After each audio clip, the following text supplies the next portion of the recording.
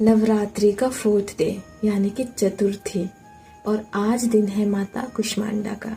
मेरी आज की ड्राइंग इंस्पोज है ये दो इमेजेस एंड फाइनल रिजल्ट आपको माता कुष्मांडा की कहानी सुनने के बाद ही देखने को मिलेगा।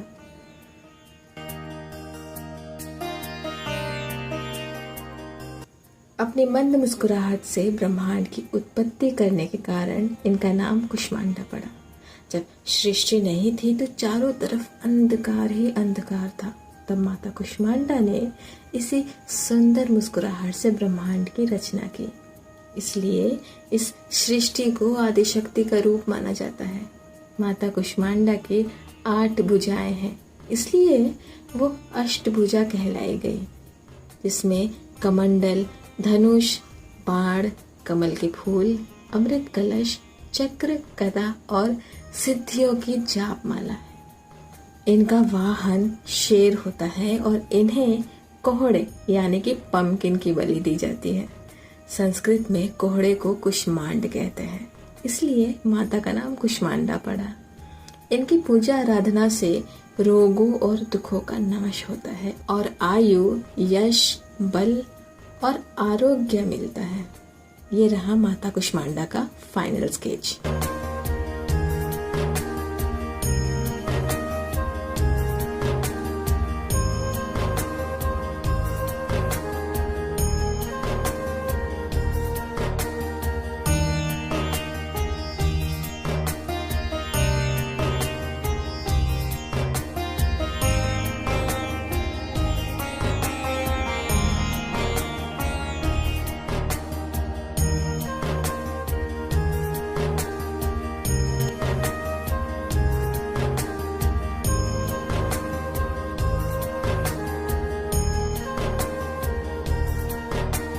नवरात्रि के पंचमी यानी कि 5th डे को होती है स्कंद माता की पूजा। मेरी आज की इंस्पिरेशन है ये दो इमेजेस और चलिए स्कंद माता की कहानी सुनते हैं।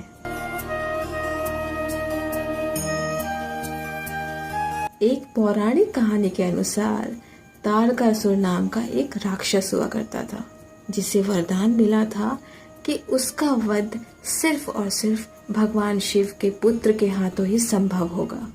तब माता पार्वती ने अपने पुत्र भगवान कार्तिकेय को युद्ध के लिए तैयार करने के लिए स्कंद माता का रूप लिया था और उनसे ही प्रशिक्षण लेने के बाद भगवान कार्तिकेय ने तारकासुर का अंत किया।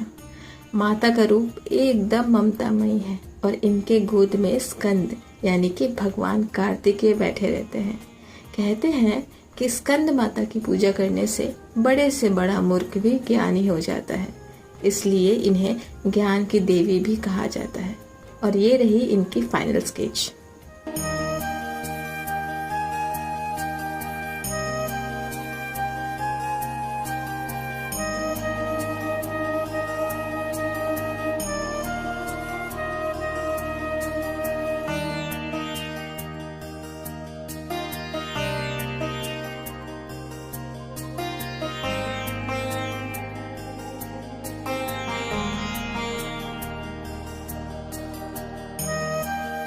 आज है षष्ठी और 6th डे ऑफ नवरात्रि और आज है दिन माँ कात्यायनी का।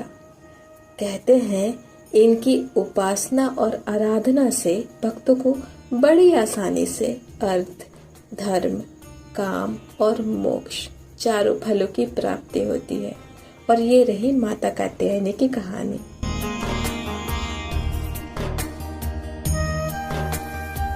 मान्यता के अनुसार महर्षि कात्यायन ने जगत जननी जगदम्बा की उपासना की थी, कठिन तपस्या की थी।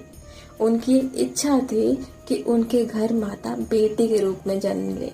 अब हमारी प्यारी माँ अपने भक्तों की प्रेयर्स को अनसुना थोड़ी कर सकती है, इसलिए माता ने ऐसा ही किया। उनकी भक्ति से प्रसन्न होकर माँ उनके घर बेटी के स्वरूप में जन्म ले और महर्षि कात्यायन के नाम पर उनका नाम कात्यायनी पड़ा। कहते हैं माता कात्यायनी की पूजा करने से हर इच्छा पूरी हो जाती है। जब द्वापर युग में भगवान कृष्ण को पाने के लिए गोपियों ने माता कात्यायनी की पूजा की थी, तो भगवान श्री कृष्ण सच में उन सब को प्राप्त हुए थे। मेरी आज की इंस्पिरेशन है ये 2 इमेजेस एंड ये रही फाइनल स्केच।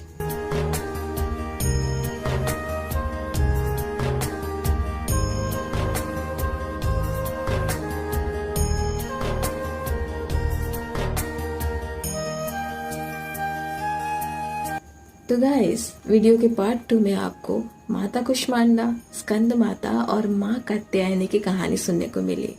अब बाकी देवियों की कहानी आपको अगले वीडियो में सुनने को मिलेगी। आज के लिए बस इतना ही।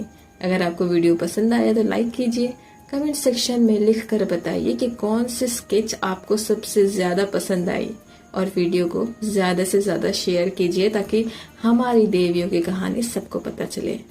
मिलते हैं हमारे नेक्स्ट वीडियो में इसी सीरीज के कंटिन्यूएशन के साथ। तब तक के लिए अपना बहुत ख्याल रखिए। जय माता दी।